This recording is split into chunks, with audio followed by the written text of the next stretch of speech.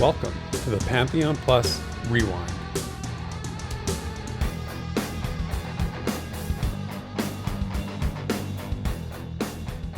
Greetings and salutations, people of Earth and of Terminus.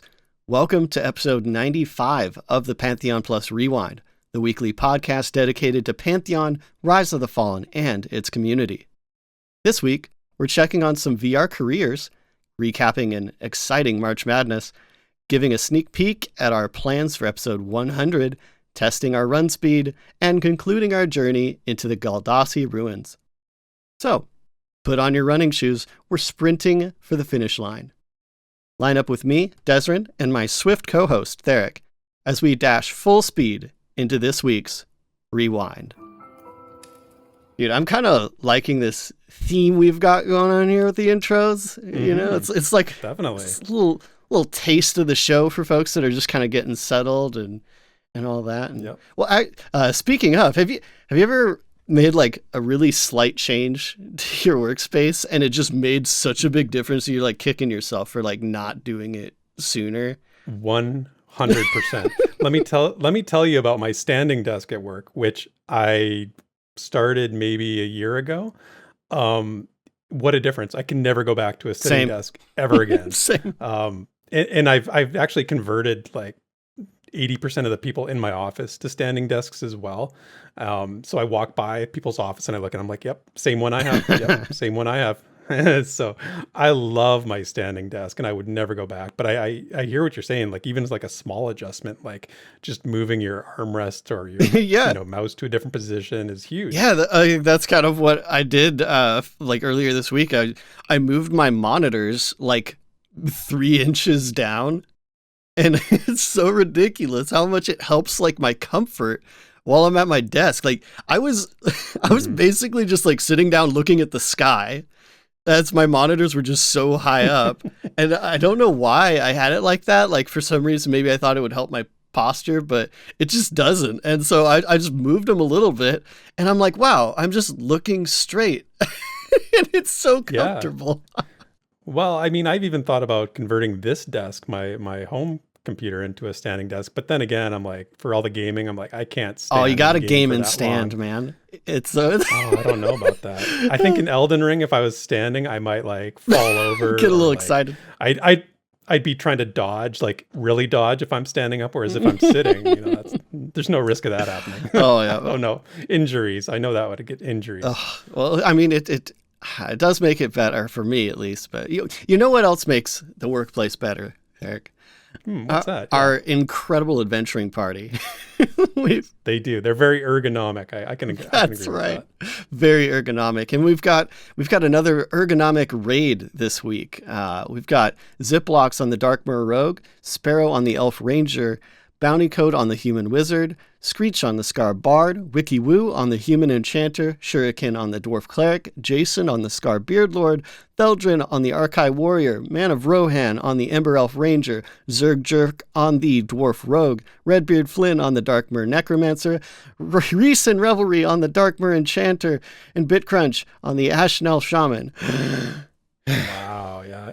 And you remembered Reese and Revelry. You pronounced I it almost correctly, stumbled. just like the last time. I almost. Well done. I wouldn't have remembered. Oh, dude. But yeah, you guys are awesome. We've had such a huge amount of support lately, and like I just can't wait to get the part where we talk about how we're giving back, But Yes, I don't want to get ahead of myself here, So if you'd like to join the adventuring party, just show up for the premiere on YouTube Sunday mornings and use the super chat function. And if you're new, make sure to drop your Pantheon race and class, and we'll add you to the party. Or if you can't make the premiere and just want to help us out elsewhere, we totally have a Patreon too, so you can check that out if you want. But as always, thanks so much. And, well, let's get going to the show. You ready, Theric? Ready, willing, and able. This week in Visionary Realms News and Notes.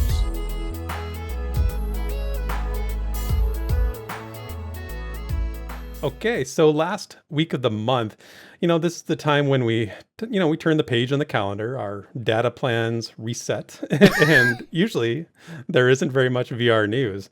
But we got lucky this week and got kind of definitely a newsworthy item come out late in the week. So we're going to bring that to you. And that is that VR is hiring. In fact, they're on a bit of a hiring spree, which is pretty cool. So on March 24th, if you went over to the corporate website, not pantheonmmo.com, but actually visionaryrealms.com, you'd see that they posted 4 new ads for positions with the company. So those are a character animator and rigger, an environment concept artist, a 3D environment artist, 3D environment artist and world builder, and lastly, a 3D character artist. So this is the biggest hiring I've ever seen VR do, sort of all at once. Yeah. And it sounds like their HR department, which we talked about recently, we heard from recently, is definitely working overtime. And, you can see why they were, getting ready with this, because it sounds like they're ready to expand again. And we've said it before, and I think it bears repeating when a company's in this kind of financial position to expand like this. It's just a good thing. I don't see how it could ever be, construed as anything less than that. Yeah. And so the nature of these positions, and again, it lines up with what they've been talking about lately. It's pretty clear what the current focus is with regard to game development, right? So art and animation, we've seen a lot of it. And they are definitely moving forward in that context. And speaking of context, I wanted to just sort of let people know, if you don't go to the website, this is on pantheonmmo.com, you can always look at the team, and it is updated fairly frequently. So it tends to say current. And if you look at the art and animation section, you can see that there's 6 people listed there. And now one of them is also Joppa. And we know that Joppa is a man of many hats, and art and animation being one of them.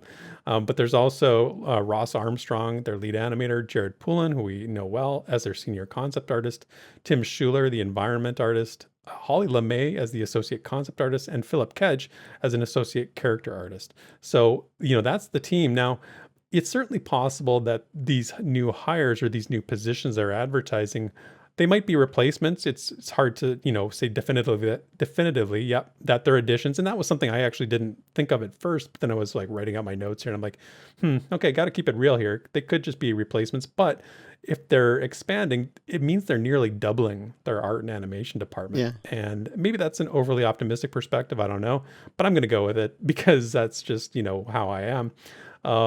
And there's, some pretty notable differences in the positions they're advertising, and we're going to talk about. But before I get to that, Desmond, I think, we can dig into this a little deeper, but I want to start by asking you, were you surprised when you saw this? Man, I was surprised just because I wasn't thinking about it, I guess. First off, we're talking like half of the current team, though, is new in the first place. So it's not even like, these are our grandfathered in people. I mean, Tim's been here for a little while now, but like still relatively new.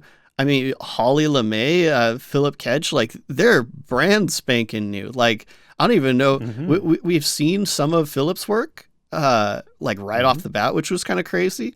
But man, like this is rapid expansion. And man, there's so much to talk about here because if anyone recalls in past episodes, as we're talking about, they're in HDRP now. Like it is the way going forward. And my biggest concern was content creation. They have to build this stuff, like they have to populate this world, and that just takes time. It takes people. And then it's like, next month comes around and it's like, oh yeah, so we're hiring 4 people to do exactly that.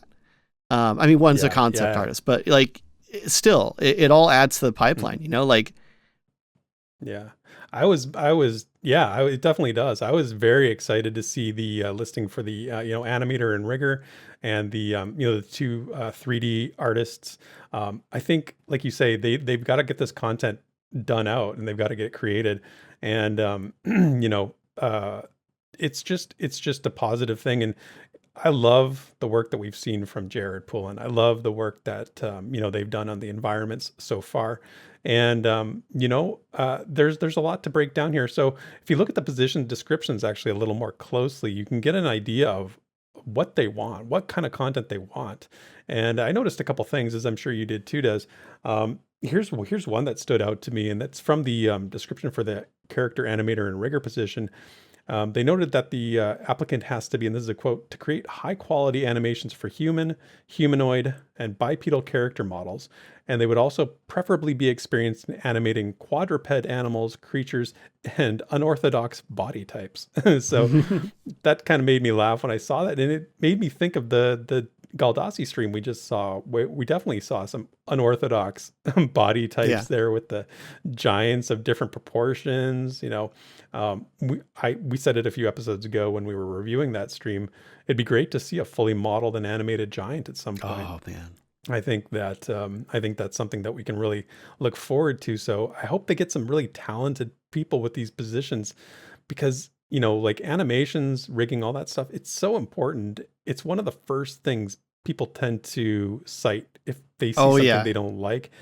I think we've seen that in the past with some of their other stuff. There have been times when the animations were criticized, and for not even years criticized, but like, people thought that looks janky, that doesn't look right.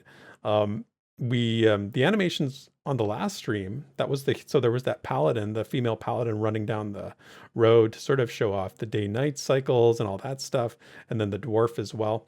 I thought those looked pretty good. I think we're going to talk about that a little later as well. But going back to the monk animations from the when they showed off the monk class, I thought those looked pretty darn good too. And so I don't think that there's a big need to reinvent the wheel here. I think they've got some good stuff in place, but there's definitely work to be done. So, thoughts on what they talked about with this position there, Des? My first thought was creature creation. Like they may still need to rig up like the other races and stuff, but my brain went immediately to mobs, because that is what's really going to take the time. Especially, I don't want to get into super sidetrack here, but we've had a lot of games recently that have come out that tend to reuse mobs a lot. Right. And my hope for Pantheon is that while they may reuse certain, animations in like localized areas, that we don't see like the same thing all over the world, just with like a different skin, And yeah. And so when we're looking at this, and I'm like, man, just sheer production of new animations would just make me so happy. I mean, the quality I feel like has been getting progressively better. It's actually something that I'm pretty sure I called out that folks missed about the Galdassi Ruin stream, was the improvements to animations that no one was talking about. And yeah, you did. And then I'm sure it will get some polish, and I'm pretty sure they're moving to the new animation system in the newer versions of Unity as well, because the old one was actually like pretty problematic for like a lot of people complained about it in the Unity community. But but yeah, like once they get everything settled and it's just a matter of churning out animations, like I'm just so happy to see more like feet on the ground kind of thing. Not that designers are bad or concept is bad or anything, but like seeing them hiring for just sheer population of assets and, potentially creatures and whatever, like that is so promising to me. It's so promising. Yeah. It's exciting. And whenever I hear like rigging, it makes me go back to that stream where they showed the Archive, the Darkmer, and the who else did they show that stream? Oh, the new models stream. Yeah, new models stream. So they show the Scar. Yeah, and the Scar. Right. Sorry, I forgot the Scar. And the Scar are actually sort of an interesting case because they're probably the most unique out of all the races that has to get done. So when they talk about unorthodox body types and they talk about, bipedal and quadruped animals, these are the things that you have to deal with when you're talking about a fantasy universe, right? And all these sort of strange, non-standard stuff. So I wonder what kind of experience, actually the website is very detailed in terms of how much experience you need in terms of years. They do definitely want a portfolio on, I think every single one of these positions requires you to submit a portfolio. So I really hope that they get quality hires out of this. And the next one that I noticed too, looking at the description for the 3D environment artist and the world builder, I was kind of taken aback by the scope of it, because they actually want somebody with a really large skill set and a very wide range of experience on here. It made me think that they're kind of swinging for the fences with this one, so it might take them a little longer to fill some of these positions. And I won't go into all the technical requirements that were listed, but there's definitely a couple qualifications that I thought were worth noting. They said they want somebody with, quote, a strong artistic vision that can visualize environments in their entirety and ability to detail those environments with minimal concept art or direction as needed. So that's interesting to me, because it speaks to the position having sort of quite a bit of autonomy and a little bit of influence, how Pantheon is going to look. The last two shows we've talked about the detailing, putting down that fine layer over the biome generation, this kind of thing. So it sounds like they're sort of going to, this person's going to have quite a bit of, let their vision come to fruition and become reality. And they also had a preference for somebody with experience in, and this is the quote, creating and utilizing complete environment kits, i.e. creating a modular dungeon kit that can be used to build sprawling dungeons or multiple dungeons of a similar theme. So again, this is probably game dev 101 stuff, but I still find it very interesting as an outsider when it comes to how games are made, right? You never want to, I've always been of two minds, I don't want to learn this stuff because I see how the magic is made and I don't want to ruin the magic myself. But on the other hand, this is the world we're in as, covering this game and trying to understand what's going on. So, hearing these sort of requirements or these qualifications that they're looking for, I'm sure they don't come as much of a surprise to you as somebody who's more well-versed in game development speak, right? Well, I mean, I wouldn't say that. So, I still got a little bit out of this because you're right. It does speak to a bit of, a bit of their direction. And when it comes to a massive world like this, it actually makes so much sense that the artist would have a good amount of autonomy,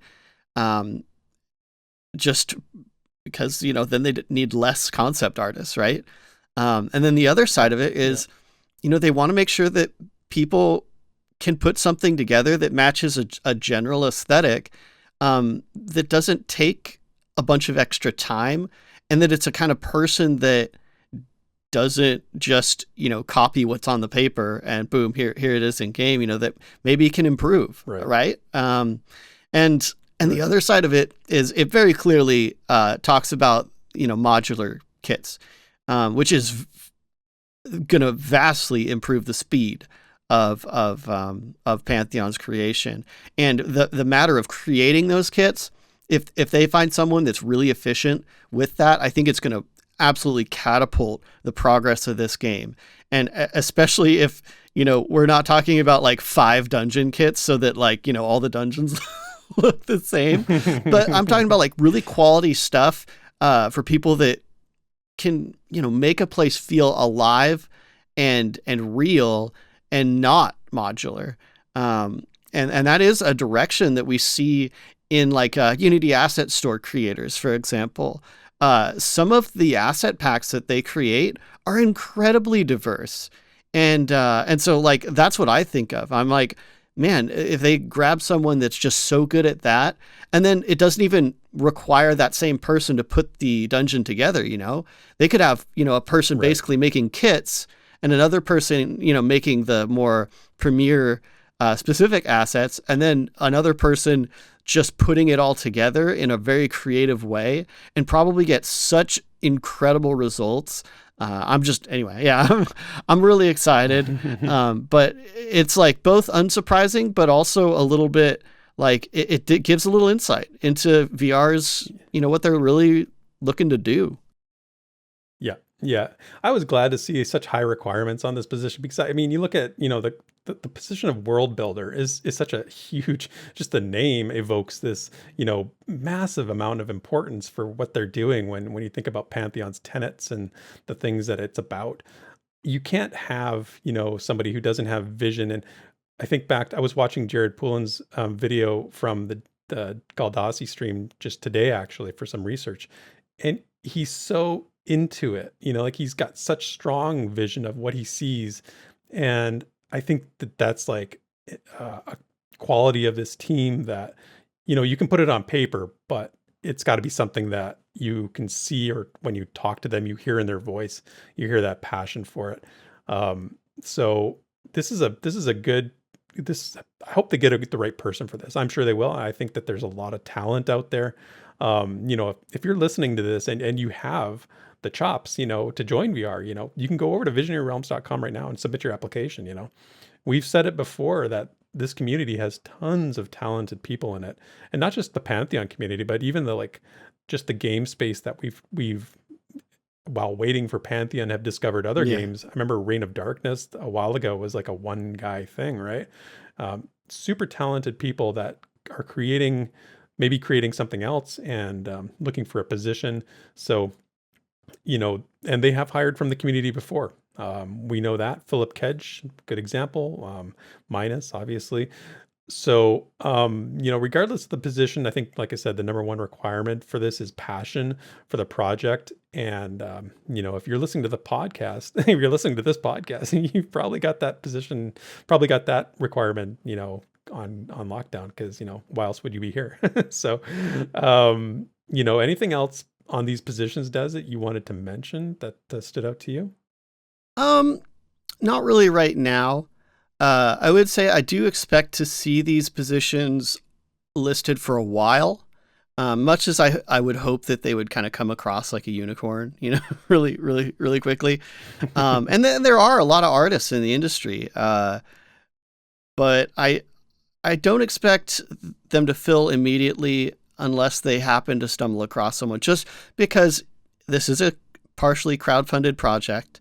And people in this industry are looking for security, and so it's a little bit unsure, but I really do hope they find someone. And as soon as those, positions are off the website, it's going to be really exciting to see what comes of that and see how they hit the ground running. Right. And, cause if they get someone in the next few months for, say building out, the world, I would love to see the fruits of that start coming in the following months. And oh man, it's an exciting time. I guess that's really what it comes down to. Is like, this was such a fun surprise. But the thing that I did want to mention that I feel very strongly with this is it feels very planned and timely.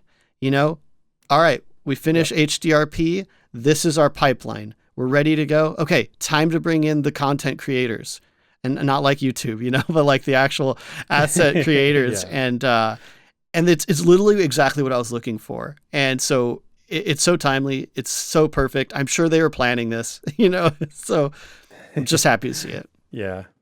Yeah, it does feel timely. Like I said, with the HR stuff, Dev Roundtable last month, with now the networking stack being worked on, this is probably a good time to do this. So yeah, it does feel timely. It feels efficient, and feels, makes it feel like they're on track with things. So exciting stuff. Not really anything to criticize there. So that's the news though for the week. But let's give you a quick update on what we're doing over here at Pantheon Plus. We are having fun. Our March MMO madness has wrapped up with the exciting final of EverQuest versus Lord of the Rings Online. And as to nobody's surprise, EverQuest took it all. I'm glad Lotro made it that far. I think it's amazing that it shows you that kind of community and how much tradition that game has behind it, and just an amazing IP that could get to the finals here and take on EverQuest. But I can't say that I didn't vote for EverQuest, because I did. I know the heart wants what the heart wants. And Pantheon isn't EverQuest 3. We know that, whoa, right? Not EverQuest 3, we know. But I do think EverQuest sits very close to the hearts and minds of a lot of Pantheon community folks. And that's what got it to the win. So I'm glad to see it there. I know, Desiree, there was some heartbreak along the way, but we'll do this again next year, maybe with a different I don't know, concept. We'll see. Yeah. But it was a hoot. So join our Discord if you want to get in on the fun for that, for community events like this, because we like to keep ourselves occupied while waiting for Pantheon. And a big announcement for us is, as you may have guessed, or as you can see, 100, episode 100 of the Rewind is shortly around the corner. It's coming right up. Yeah, so it's time for a big announcement for us. So on May 1st, when we do that episode, we're going to be doing a thing that I'm calling the Community Voices right now. I don't know if we're going to keep that title. That's the working title right now. That's going to be the name of the episode. And here's what we're going to do. And this is what we want you guys out there to do. We want you to record some messages, record a message to us for the show. It can be up to 2 minutes, and it can be almost anything you want. So what's a favorite memory you have of the past 100 episodes? What's a fun fact about the Rewind that you think people should know? Do you have an inspirational message for the Pantheon community? Or maybe you have a song or a story or a poem. It can be anything. Just be creative, give yourself 2 minutes and let us know what you think. If you want to just say thanks and, share some gratitude for the show, we'll take that too. But this is going to be fun, and we're gonna really put the community front and center on episode 100, because that's what the show is about. And that's what Pantheon Plus is about. So we're also going to be giving away pledges. And if you choose to submit a message, a recorded message of yourself, you're going to be eligible for one of 2 Pathfinder pledges. So that's $250 value for each pledge. That includes alpha access for when alpha comes around shortly, hopefully. And then we're also going to give away Watchers pledges. 4 Watchers pledges. Those are going to be drawn just like we do during the show. All the pledges are going to be drawn during the show like we've done in the past. But those Watchers ones are going to be eligible for anybody who just comes to the premiere on May 1st. So this is going to be super fun. Just make sure you get me your entries no later than April 27th. That's Wednesday, April 27th, so that we're going to play them on the show, obviously, because we want people to hear your voice. If you want to send them to me, you can email them at theric@pantheon.plus, or you can jump on our Discord. You can send them to me there. We can do figure something out. So I know, Des, you're just as excited about this as I am.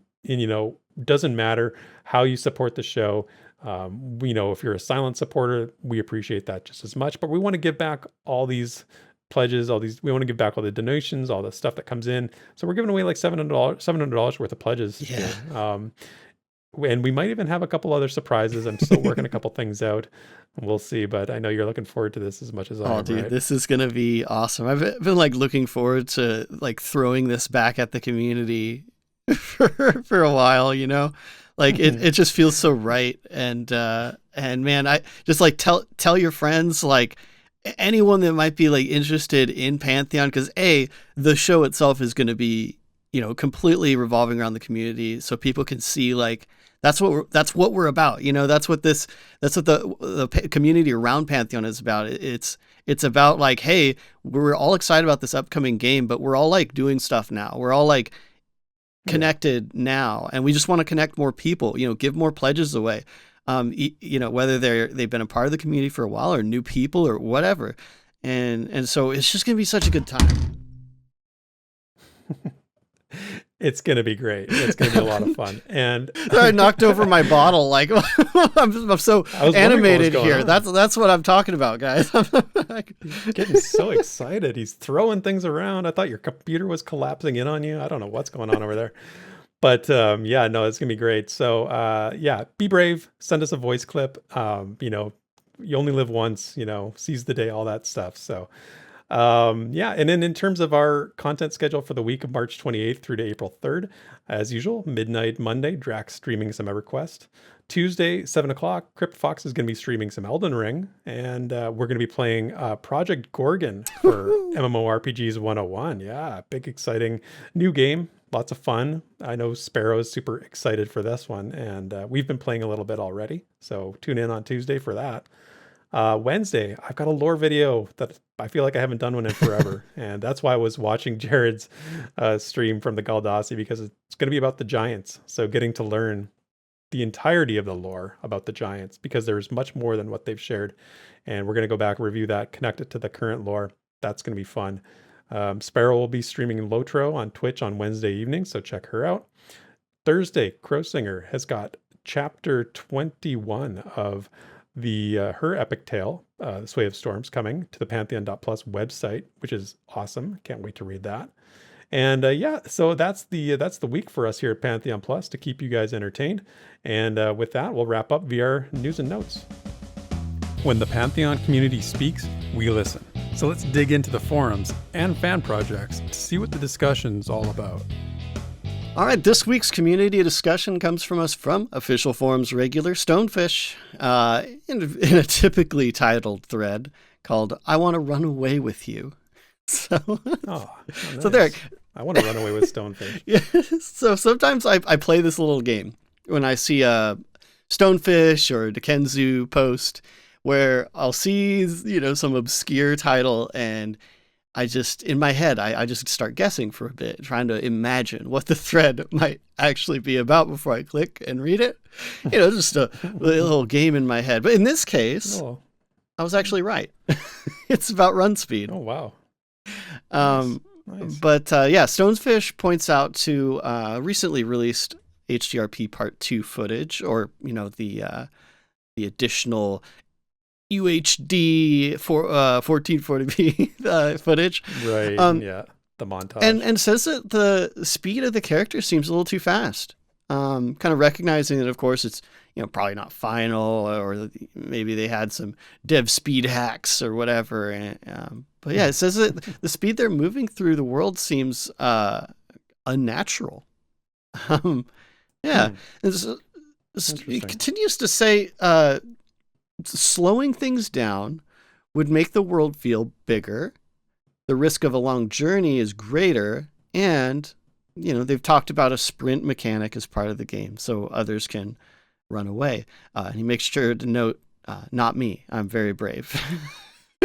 So to conclude the original post, StoneFish says that they'd like to see the walk and jog speed lowered in favor of, using a mix of like the new sprint mechanic, as well as maybe food spells, buffs for like the longer runs and stuff. So I thought it was an interesting thing to pick out of that video. What do you think? Yeah, it is kind of interesting. I didn't notice it myself, but I can see the logic in it. The only thing that it makes me think of is the fact that, Pantheon is very focused on travel time and making the world feel big.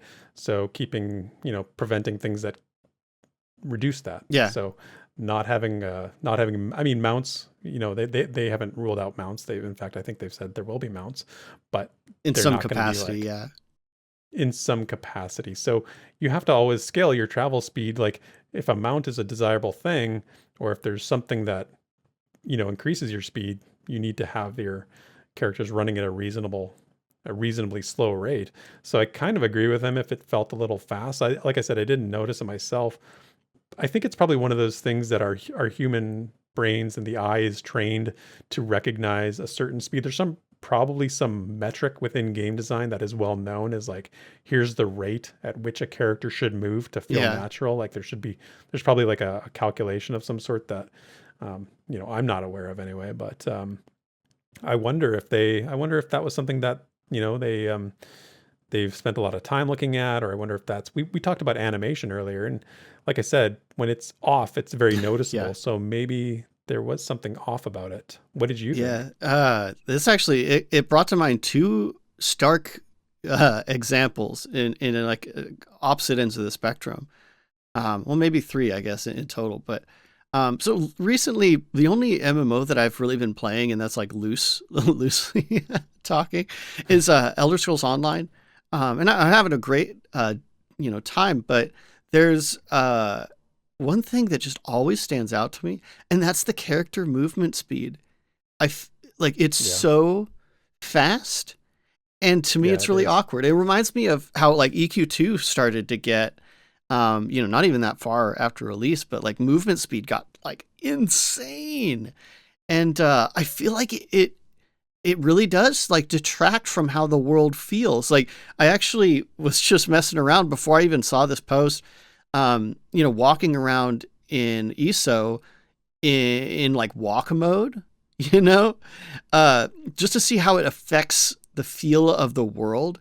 And it really does change the perspective. And like, I think it really does change what you decide to do how you decide to go about doing it. It's such a vast difference.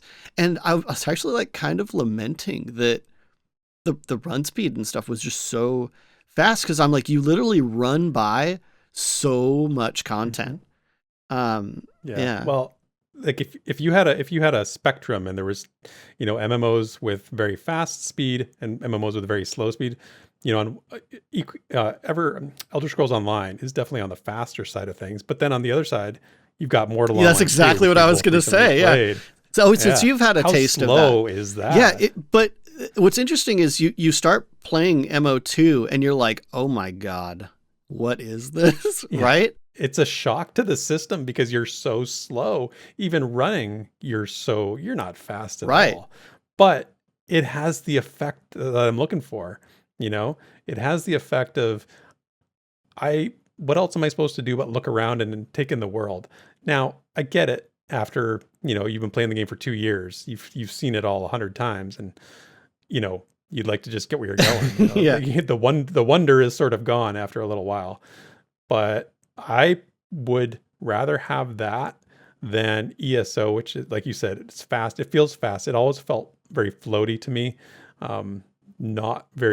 You're not really walking. You're just sort of like gliding over the ground to some extent. It's such a shame because there's so much like beautiful world and like I said, even content, that you just pass. But I love the contrast there because in MO2, and I don't know if you've gotten here yet, but it's why mounts are such a massive thing in that game, like having a horse.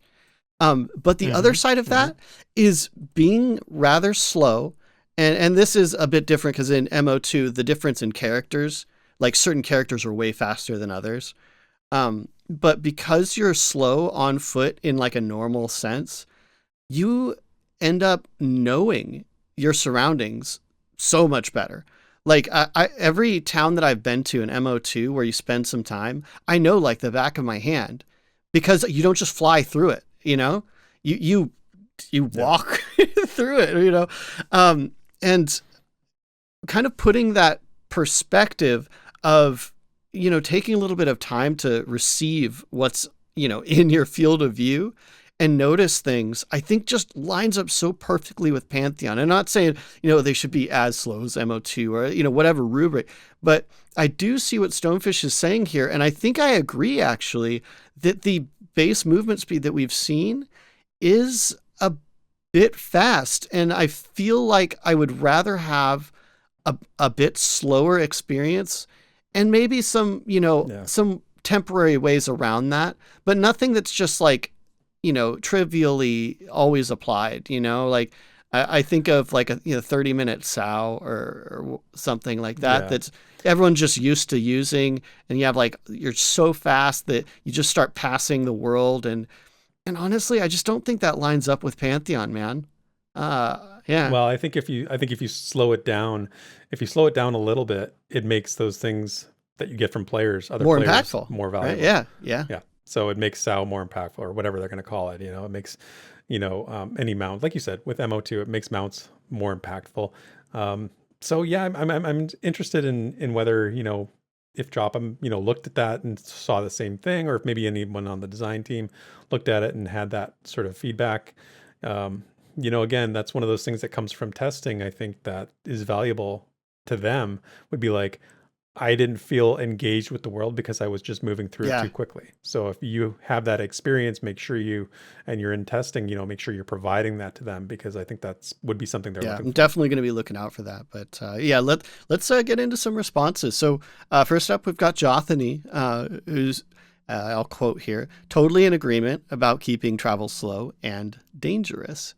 Interestingly enough here, Jothany points out something Joppa said in the Wild's End Graybox stream, that, honestly, this has been thrown around a lot. I've seen people quote this all the time. So I actually went and looked it up just to make sure, I'm getting the quote just right here. So what Joppa actually said in the video is, running on foot from the very southern tip to the zone in takes about 20 minutes. And right, and that was Wild's End, yeah. About, right? And in Graybox as well. But Jothany mentioned kind of remembering Joppa say that during the run, it was like at increased run speed so that it was more than a player would be able to do. But yeah, I actually couldn't find that in the video, so maybe that was elsewhere. But either way, Jonathan points to that as like maybe being something to consider. Maybe not concern ourselves so much with seeing Minus and Ronik run around, so fast in the footage, since they might just be at increased run speed. And actually Faded Emperor kind of points out the same thing later on in the thread. It's a good point. Really good point. I mean, that may be the case. As one of them pointed out, like they might just be wanting to show stuff, right? So they want to be able to move through quickly just to show stuff. But I actually don't think that was dev speed. I feel like the speed we've seen people run around is comparable to what we've seen. Yeah, I would think so. Well, I think they're always trying to show the game in its, in the state that they feel is best representative of the game. Yeah. So I don't think that they would change their, anything too drastically just for the sake of a dev stream. I think they want to give an accurate representation at all times as much as possible, and that's an assumption on my part. But it seems, that seems logical. Yeah, and I think I would rather see a slower, like pace to show things off. Even if it maybe takes a little bit more time, if it is representative of the game, because, we're all about immersion, especially in that last stream, right? Yeah. And so, we want to make sure we're taking it in as we will experience it. I'll tell you a funny thing that pops into my mind right now is that when I'm recording footage for some of my Elden Ring videos that I've done, whenever I know I'm about to enter a scene that I want to really capture the drama of or the feeling of, you walk slow. Yeah. My walk as slow as I possibly can. I'm barely pushing the thumbstick forward, and I'm like, stay, like don't start running, because I feel like as soon as you run, it breaks that drama, it breaks that feeling of immersion, and that's just like it's a non-MMO example, but it gets to the point of what we're saying is that, when you're going slow and the world is moving at the same speed as you just feel it more deeply. I think so. And what I really liked that originally was pointed out was, the new sprint mechanic, which I don't know if we've seen, right? No, I don't think we have seen it at all. No. And definitely. So the idea, I think, lines up with a lot of what we see in like movies and such, where, maybe we actually have 3 speeds. We have our walk, which I think one of the posters in the thread says like maybe it should be more like a actual like walk, like maybe a little bit of swagger, but like the run speed to be more like a jog, like you're getting places but you're not using additional resources. It's kind of like the marathon run, right? Sure. And then we have the sprint, and like you have to know when to use that.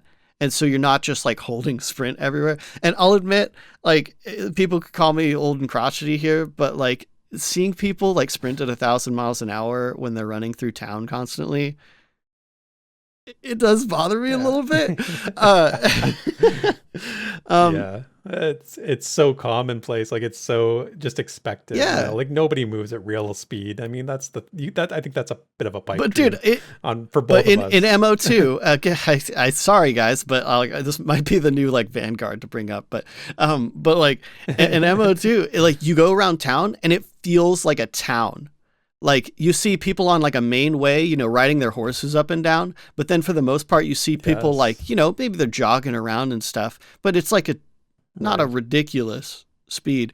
And I just think it does add so much to immersion. But I know so many people are going to come against that and be like, well, it's a waste. It's just wasting people's time, and it's like, I think it's a waste of time to move through a world and not be immersed in it, Yeah. I mean, this is the classic divide in the gaming community about, the sort of the gamer mentality versus the experience mentality. Experience mentality. Yeah, exactly. Thank you for saying that. That's what I was looking for there. But and neither is right and neither is wrong. It's just preference. But it depends on the type of game you're talking about. Yeah. Pantheon's being designed, I would say, more as an experience than a gamer's game. But I don't even feel comfortable saying it that way. It's not what I mean. But the experience is weighted more heavily, perhaps. It's more prioritized, I would like to think. And so when it comes to like this kind of concept of movement speed, which is, I mean, that is a core thing that is just kind of, It seems tertiary, but it's actually like such a core part of the experience. So like, I'm actually really looking forward to them demoing the sprint mechanic to see if they actually change around the move speed a bit. You know, maybe they actually do adjust it when they introduce that sprint mechanic. So it kind of re-enlivened the excitement for this new part of the game to see, you know. For sure. It's I like this conversation. It's Yeah. a good one. Yeah. And lastly, we've got Beaver Biscuit here chiming in to say that, you know, they agree meta-wise, but interestingly enough, they point out to RP as the reason for players to move faster. They say, we're talking about people that can slay dragons. I quote there. And which I thought was just, you know, really interesting. I would have thought that RP would be a reason to be slower, right? If anything, but yeah, it seems like it would but be, yeah. You know, I will admit, you know, it is fantasy to some degree, like after all. So, I think the way I would twist that is the general side of the game should be, you know, believable, realistic, but I think it leaves room for that fantasy element of seeing maybe every once in a while you do see a character that has some like temporary bonus and you see them just, you know, and it makes it special, I mean, though. That's the and thing. It's just not like a common That would thing. make, yeah. I mean, it would make sense in a very much in like a more action-oriented MMO, right? Like a Black Desert or maybe something where speed is, you know, part of the deal. I don't think your character's speed is going to be a huge thing in Pantheon. I mean, you know, from what we've seen, the footage and all the big fights we've seen, being fast has never been a variable that has made a difference. Well, it's been more about tactically using your skills. I don't know. What about you know, all the mob leashing talks, man? I mean, as funny as this concept might be, what if some classes have abilities that make them better at running away? I didn't think of leashing. You're right. I guess it's just because we haven't really seen that demonstrated in game yet. So if they do, it's got to be the paladin. So you can make Brave Sir Robin kind of like jokes. But yeah. Anyway, that is kind of, you know, that thread. You know, I thought I'd throw something else in here for fun. So like, while I was skimming that video, the Wild's End Graybox video, actually came across another Joppa quote. It's totally unrelated to run speed, but I want to bring this up just for the sake of, you know, really quick speculation and to tug on Theric's heartstrings here a little bit.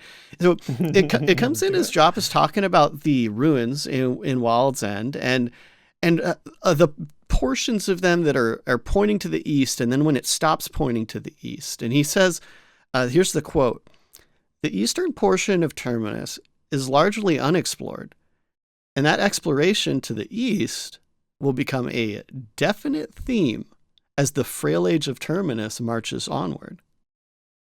Wow. Yeah. I remember that. I remember that moment in the stream when he said that, and it's something, you're right, we haven't really talked about it at all, because we just don't know anything about it. It's a nebulous concept, but it's like exciting at the same time. It's like, here's a theme. So we at least kind of know there's something happening.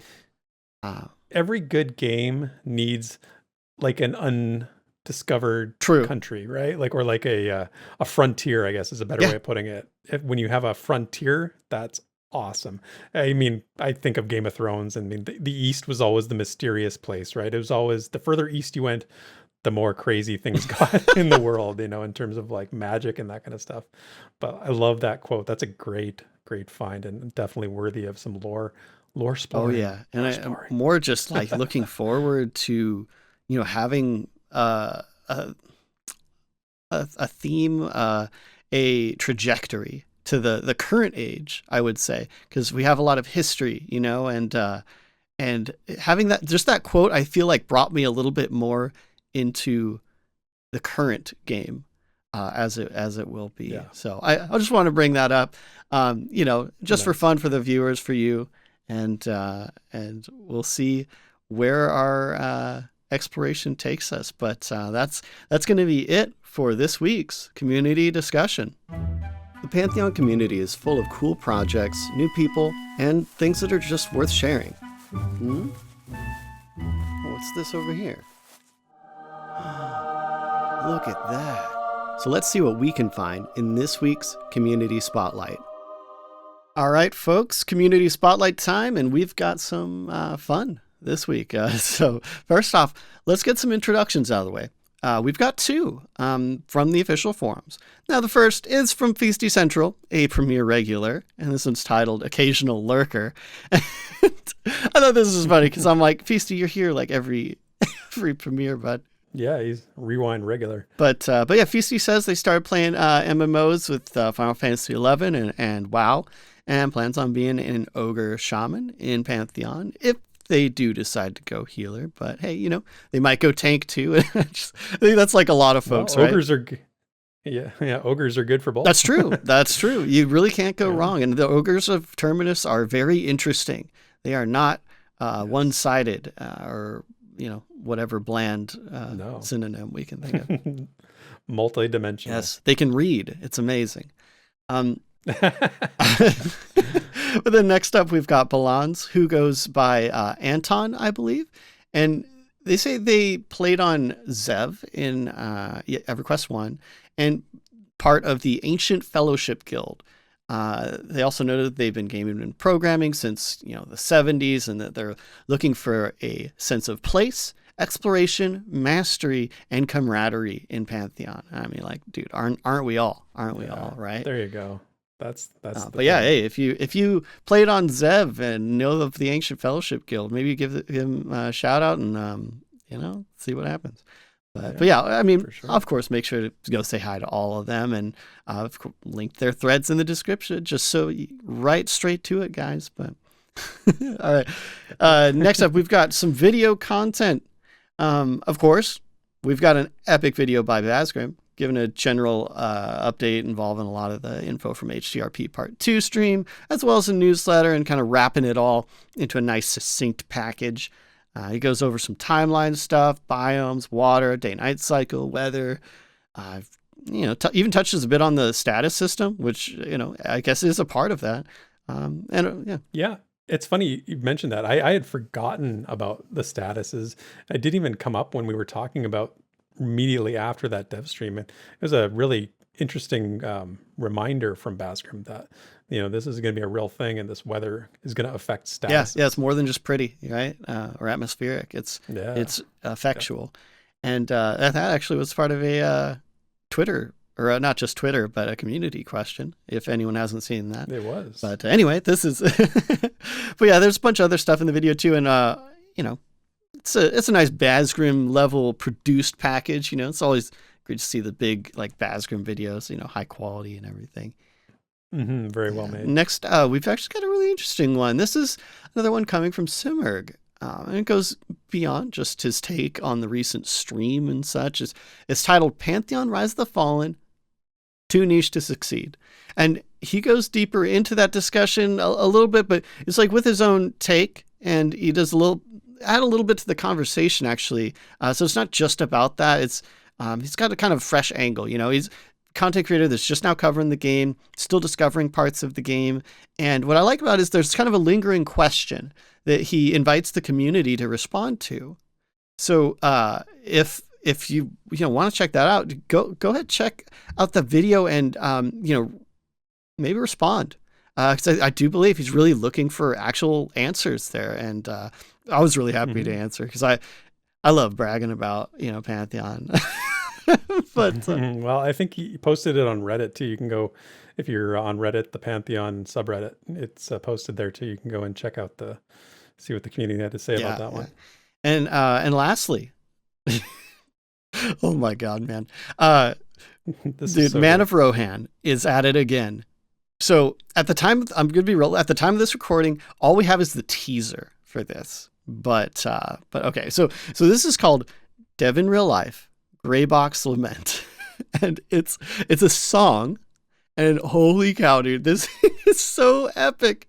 It's a tragedy from the mouth of the old but loved Graybox assets. Yeah. Yeah. It's amazing. I mean, it's just a song at this point. I don't know what it's going to end up being. Like, even as just a song, it holds up. It stands on its Absolutely. own. But I don't know where he's going with this thing. But the guy can sing, man. He is a talented Yeah, and fellow. I can't wait for the full release. You know, obviously, because this taste was enough for me to be like, I'm just ready. I cannot wait to see how this comes out. And dude, mark my words, ManOfRohan is going to be like, he's going to be becoming the Pantheon community's like Elton John. Like I could see it right now. That's a high bar. That's a high bar to meet. I don't know. That's just the vibe I got. You know, piano and anyway. Yeah, I get it. But yeah, so the full song should be out by the time that this is live. So, you know, probably. But if it's out, you check it out. I'm sure it's going to be insanely good. But lastly, I want to give a quick shout out to a non-Pantheon video, but you know, an important one nonetheless. RedbeardFlynn did a quick video on the Creators for Peace movement. It's referencing a few ways community can, you know, help that cause, you know, support, you know, all the Ukrainian refugees and that whole, you know, situation. I don't want to linger on it too much here, but I'd really be remiss if I didn't shout it out because, I mean, come on, right? It might not be Pantheon, but it's... I think RedbeardFlynn gets a pat on the back for doing that. It was a very nice effort. Nice. Yeah. I know what I'm trying to say. You know, it's a good cause, and you know, we have plenty of people in this community, so go check that out. But you know, and as always, got a ton of links in the show notes here. Just easy reference. Go check them out. Make it easy for you guys. And that is going to be it for this week's Community Spotlight. Sit back and relax. It's time for The Lore You Know. Okay, so you can close your eyes because you're not going to be needing them for this week on our tour of the Galdassi ruins, as it concludes with what cannot be seen. The history of the Galdassi, their culture, and their fate are all left as open questions, as we're given only a few clues by Pantheon's lead writer, J.N. Gerhardt. A strange message to the halflings, and some slight confirmation are noted as I read the final piece of lore from the February newsletter, as we discover the Galdassi ruins. The lingering questions regarding the Galdassi nation are about who they truly were, as well as why they ultimately departed this land. The only reason their name is known at all is due to an Alvanan request that was given to the halflings shortly after their settlement in Wild's End. The request was spoken and given in writing by an emissary of the Roan giant tribe, and it requested the smaller race neglect the Galdassi throne, deny the Galdassi heir. Of this, the halflings have had no trouble, as it provides nothing of interest to the majority of their host apart from the croon hunting, and it seems likely that the Galdassi have died out entirely. Remaining pictographs suggest the Galdassi arrived from the sea, quite literally walking out of the water and climbing the cliffs onto dry mountain peaks. What purpose they had in arriving, how long they remained, and why they abandoned the land is not so easily deciphered. On this, the Alvanan are silent, giving little more than a tacit confirmation that giants indeed dwelt in that area ages ago. Thus, academia has wondered if the two giant nations were in fact rivals of some kind. Did they share the land together for a time before war, or perhaps held a common enemy? Do the now peaceful but ever secretive Alvanan have a more warlike past? Did they evict their ancient brethren in an era past, or are they perhaps the children of more mighty Galdassi fathers? Each of these theories are imprisoned by the unknown, unable to be freed by mere speculation or debate. What the Galdassi require are fearless souls and inquisitive minds, mortals willing to search the face of the past in order to learn what became of these forgotten titans. And that is the lore you know. And that brings us to the end of episode number 95. And as always, I want to thank you, Des, for making this time of the week such an enjoyable time for both of us. I think we laugh more while we're recording this than I do the rest of the week. It's good times. I really enjoy it. I'm so happy that we could do this every week. Thanks, guys. For sure. It doesn't get old. And thank you to everyone else for checking us out, checking out the show today, whether it's your first time here or your 95th time. We certainly appreciate it. Remember, you can join the Pantheon Plus community by hopping into our Discord. It's linked in the show notes. Leave a comment on the YouTube video so that the algorithm can bring the show to more people, all that good stuff. If you've got a creative idea or anything you want to share with the Pantheon community, you can reach out to us, either me or Desrin here on Discord anytime. And I think with that, we'll leave it there and say thank you. And until next week, cheers. And thanks for listening. Bye, guys. Thank you for listening to this week's episode of the Pantheon Plus Rewind. Pantheon Plus is not affiliated with Visionary Realms. Be sure to check out our Twitter, Twitch, and YouTube channels under the name Pantheon Plus. You can follow Theric at Pantheon Theric on Twitter, and Desrin at DesrinDoes also on Twitter. And you can stay up to date with all things Pantheon at www.pantheon.plus. Until next time, cheers, and thanks for listening.